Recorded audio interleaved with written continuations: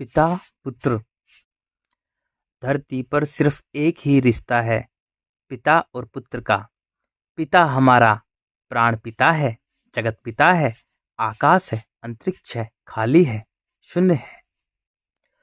वही हमारा पिता है, क्योंकि इस शरीर में प्राण देने वाला वही है, इस शरीर को चलाने वाला वही है।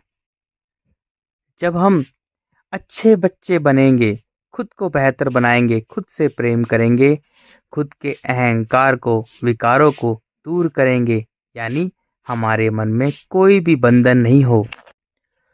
जब बंधन होता है तो हमारे अंदर कठोरता, क्रूरता पैदा होती है, क्योंकि मानव पृथ्वी पर रहता है और पृथ्वी पर सब चीज मिट्टी ही मिट्टी है, और मनुष्य अपने मन को मिट्टी से बांधता है तो मिट्टी कठोर है, क्रूर है, भयानक है, विनाशकारी है। तो मनुष्य भी कठोर क्रूर बन जाता है, उसमें मैं आ जाती है, वो मिट्टी की तरह पत्थर बन जाता है, उसमें मैं आ जाती है, यानी अकड़ आ जाती है, अहंकार से भर जाता है। अहंकार से सारे विकार पैदा होते हैं, काम, क्रोध, मोह, लोभ, छल, कपट, ईर्ष्या, द्वेष भावना, डर, भय, झूठ, चालाकी, कुटिलता, षड्यंत्र, लेन देन, व्यापार, राजनीति, रणनीति। अब मानव बहुत छोटा बन जाता है, वो मिट्टी के कण के समान बन जाता है, मिट्टी का अंधा कीड़ा बन जाता है, मांस खाने वाला अंधा कीड़ा।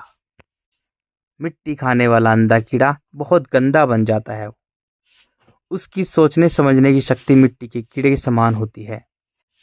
जब मनुष्य के जीवन में कोई भी बंधन होता है, मन में अगर कोई भी बंधन होता है, अगर मन को बांध के रखता है धरती से, तो वह बहुत गंदा कठोर पत्थर बन जाता है। पिता हमारा खाली है, आकाश है, अंतरिक्ष है, वो खाली है, लेकिन उस खाली में ही इतनी शक्ति है कि सारे भरों को चला रहा है। सब चीजें, सारे स्टार, प्लैनेट, गैलेक्सी चलायमान है, कोई भी नहीं रुका ब्रह्मांड में।